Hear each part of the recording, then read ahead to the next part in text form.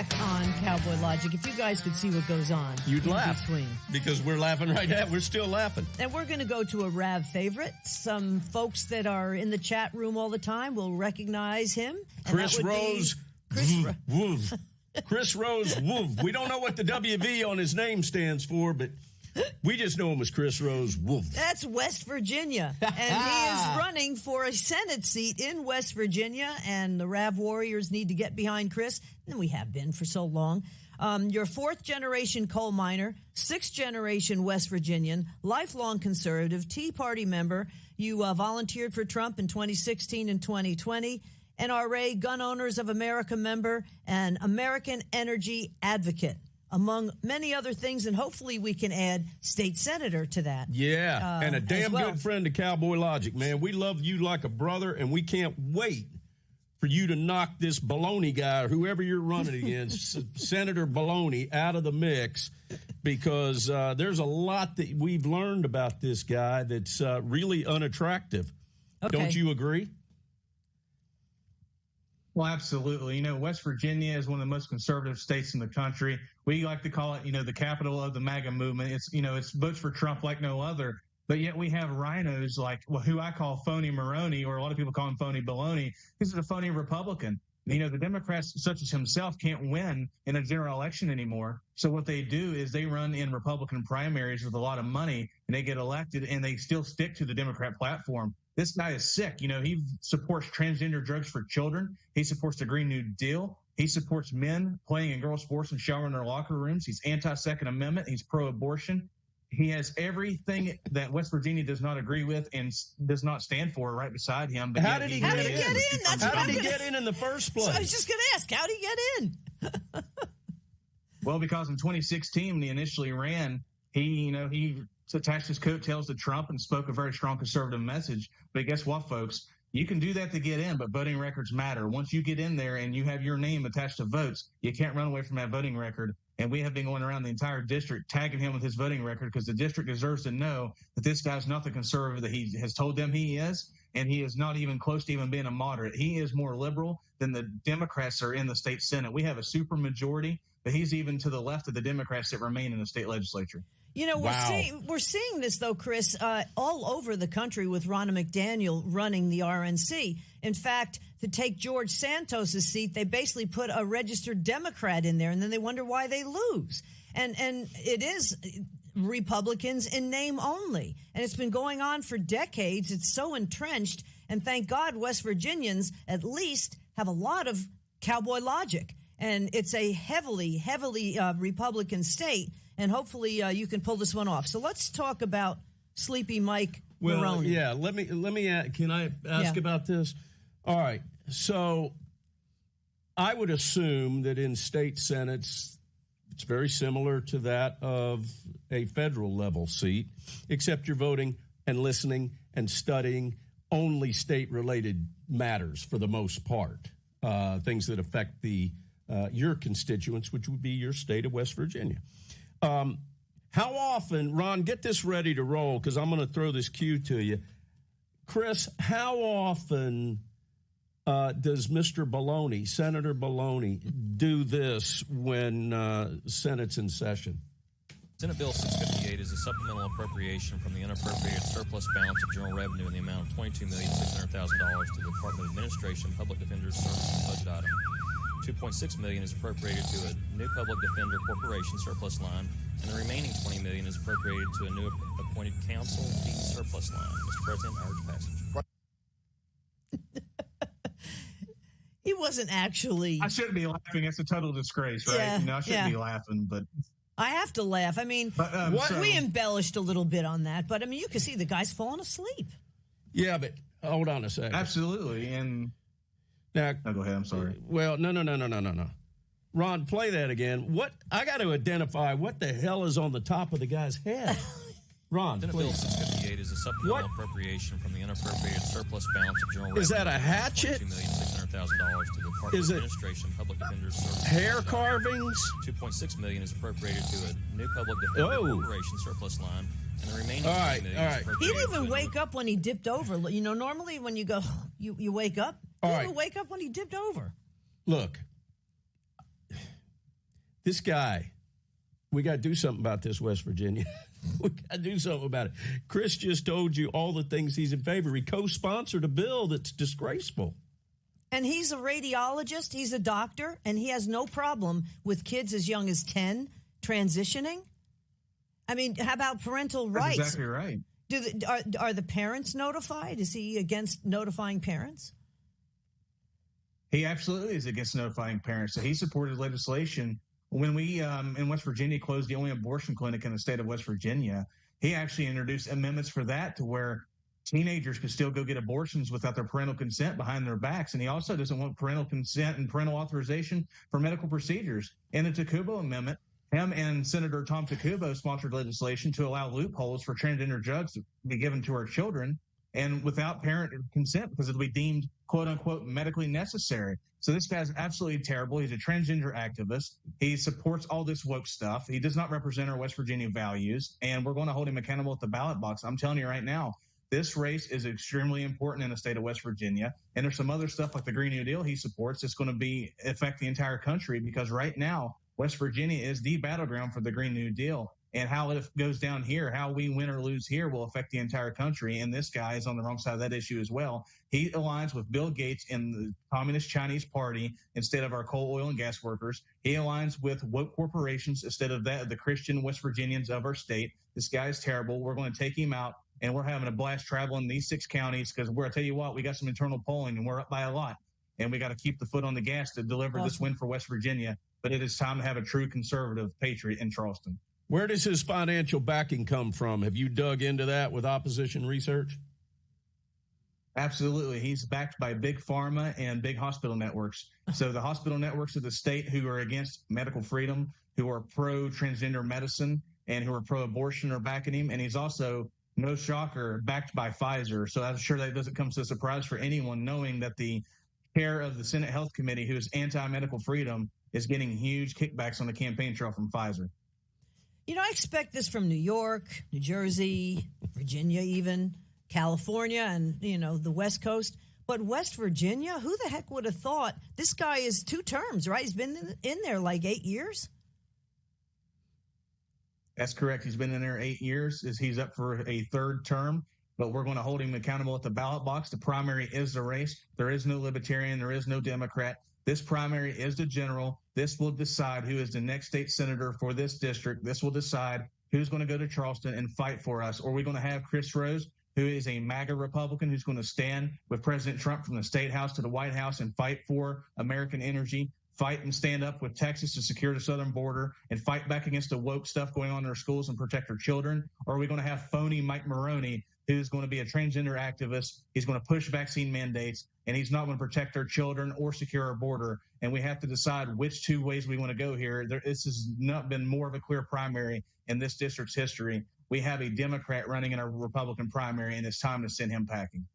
You know, West Virginia is so important as far as energy, and we'll get to that after the break. And we're going to have Derek Evans on. This is kind of like the West Virginia hour. We're going to have we had Derek Evans on, I should say, talking about what's going on as far as the congressional race. So West Virginia, as we've shown this past hour, is very, very important.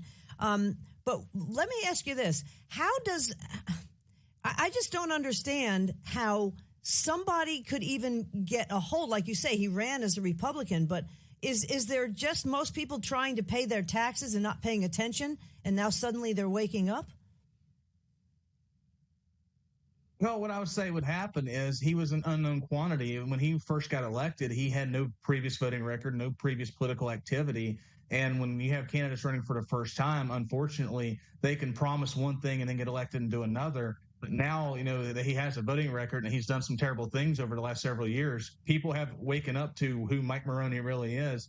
This district is very fed up with him. And we have door knocked thousands of doors. We've talked to thousands of voters around the district.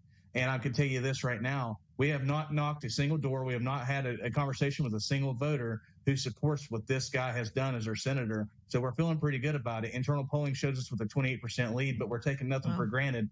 We're going to keep the foot on the gas and keep continuing to educate the voters, because once they know what this gentleman has done, they don't want to support him at all. And they are actually surprised that he even got elected in the first place. All right. So when is the quote unquote primary, which really is the race? Because like you say, there's no Democrat running.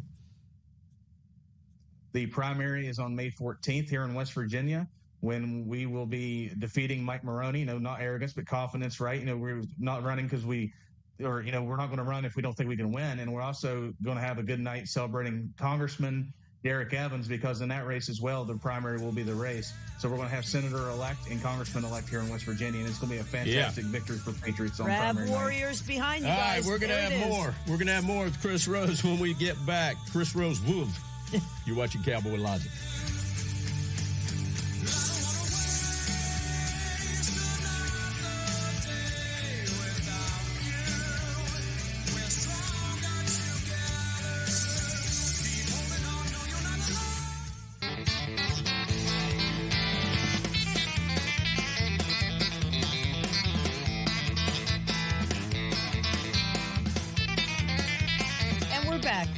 Cowboy Logic with Chris Rose. Again, our Rab Warriors know all about Chris, but hopefully he's going to be the next state senator from West Virginia, taking the place of sleepy Mike Maroney, as we saw earlier, who basically is a rhino, total rhino, or a Democrat in name only, quite honest, or a Republican in name only for sure, running pretty much on the Democrat ticket, which is ridiculous. So you're not finding anybody when you're banging on doors. You don't find anybody that's backing this guy. Not a single voter has told us they support Mike Maroney. Not a single one. I mean, you have some voters who are still undecided. You have some that are maybe not interested just yet. And there are many who are supporting our cause. But when I say not a single one, and I'm not trying to be cocky, but it's a good feeling when you're educating the voters, not a single voter is supporting Mike Maroney. Well, people have to realize they might not have an interest in politics, but politics has an interest in you. And I think more and more people are seeing that, given what's happened to Donald Trump. And I'm hoping that we can have a tsunami riding in on Trump's coattails between Derek Evans and yourself in West Virginia and certainly around the country. And again, folks, please give right there. You see ChrisRoseWV.com and on social media at ChrisRoseWV. Easy enough. So let's talk about, first of all, there's, you said 1.8 million people in West Virginia. What's going on with illegal immigration? Is that an issue at all? Illegal immigration, we're starting to see some of that trickle into West Virginia. We live several thousand miles away from the southern border, so there are other states that are directly impacted in a much larger scale than us. But we are starting to see pockets of that trickle into our state. We're starting to see, a lot of them trafficking through. But the biggest problem that is already here, in addition to that, is the fentanyl. West Virginia had the opioid crisis, from the 80s up to the 2000s, and we've been fighting that for years, and we've been winning back against the opioid crisis. But now the fentanyl is filling that void from the drug cartels, smuggling it in across our southern border. And, just last week, we had a Senate resolution in the state of West Virginia to defend Texas's constitutional right to defend their southern border. And my opponent didn't care enough about border security to even show up for the vote. I was going to say, he either voted against it or he was a no-show, right? Yeah, fentanyl's huge, and West Virginia, unfortunately, has taken a huge brunt of that problem. And but every state is a border state, and we're going to see it eventually. Now, why is that, Donna? Because international airports. Yeah, airports, and people can move around freely with this administration for free now, we're seeing. You're a fourth-generation coal miner. The thing is, West Virginia should be one of the richest states in the country. I mean, nobody realizes natural gas, oil, and coal, and it's clean coal. And yet they've been trying to shut that down. So talk a little bit about that. Absolutely beautiful, clean coal. West Virginia coal is the cleanest and safest form of electric generation in the world. And especially as far as coal related, it's cleaner than anywhere else in the world. And we have over 100,000 coal, oil, and gas jobs. We have over 300 years of all of these energy sources underneath our feet. And we truly can lead America's way back to energy dominance and energy independence.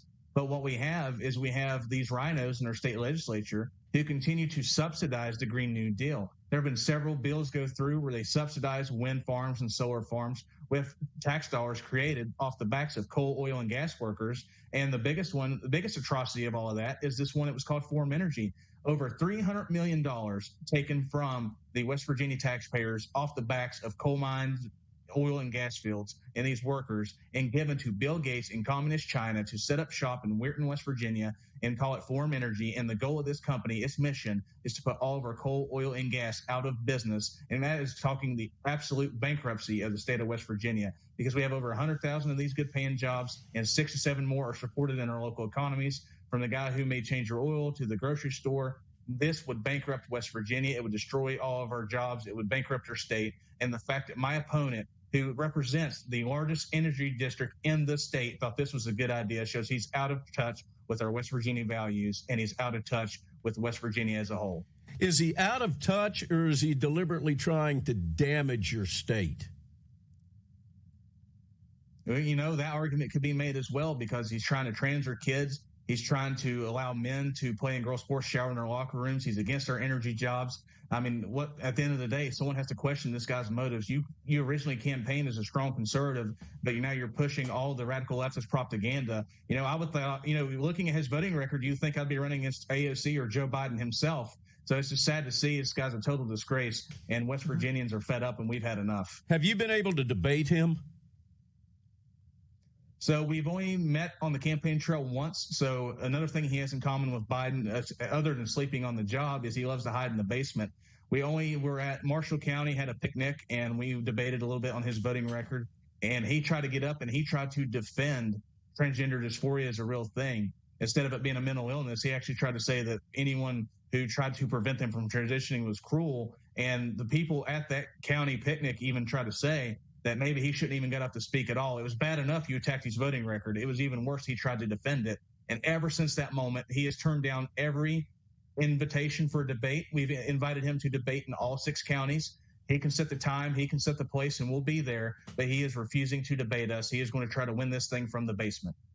Yeah, well, that's the Joe Biden technique, too. So what area of West Virginia are we talking about here? Okay, so it's north central West Virginia. It's going to be Monongalia County, Marion County, Wetzel County, Tyler, Doddridge, and part of Marshall. So it's 6 counties. It's larger than the state of Rhode Island. It's comparable to the size of the state of Connecticut. So it is a huge part of the state. It's the energy part of the state. It has more coal, oil, and gas jobs than any other part of the state.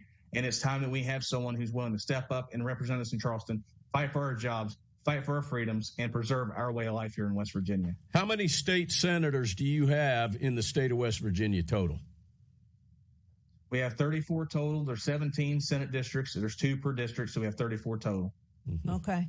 So talk a little bit about, we got a couple minutes left, with natural gas as well as oil. And there are some states that are stopping people, like you said, Bill Gates, from coming in and buying up land and actually trying to undermine local authority and also the civilians in these states.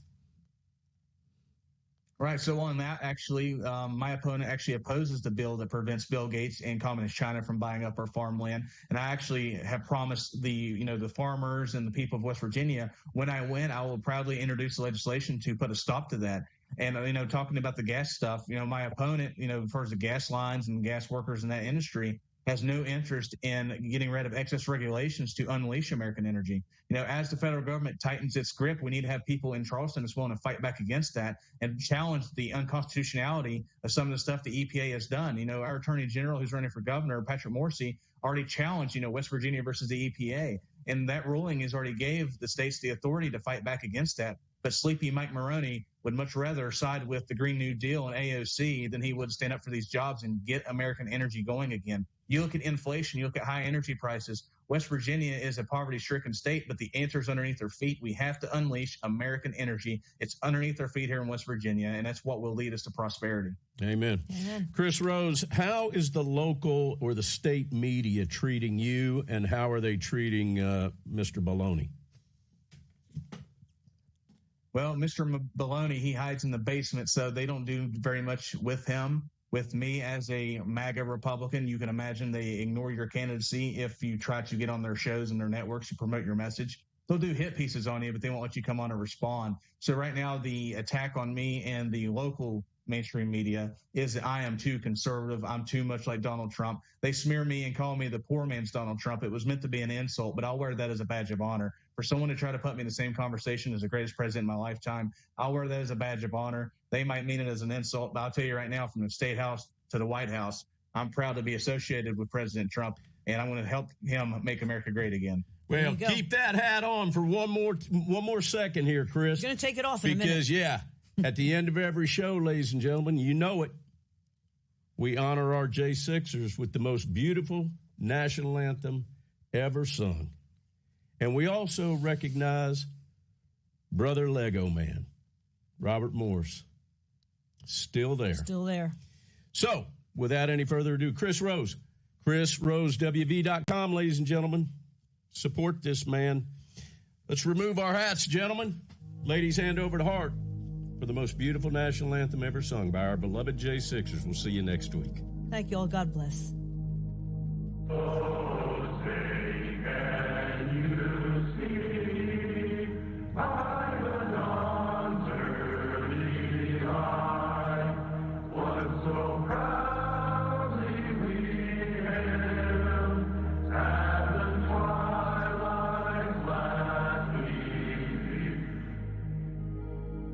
I pledge allegiance to the flag of the United States of America. Whose broad stripes and bright stars through the perilous fight, for the ramparts we watch, words of gallantly streaming. And to the republic for which it stands,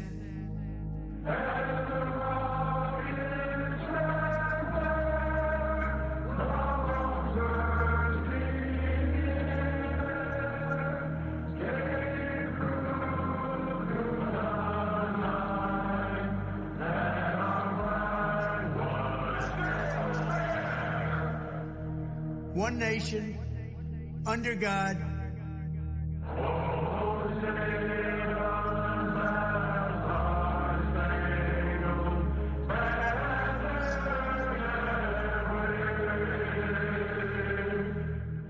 indivisible, with liberty and justice for all.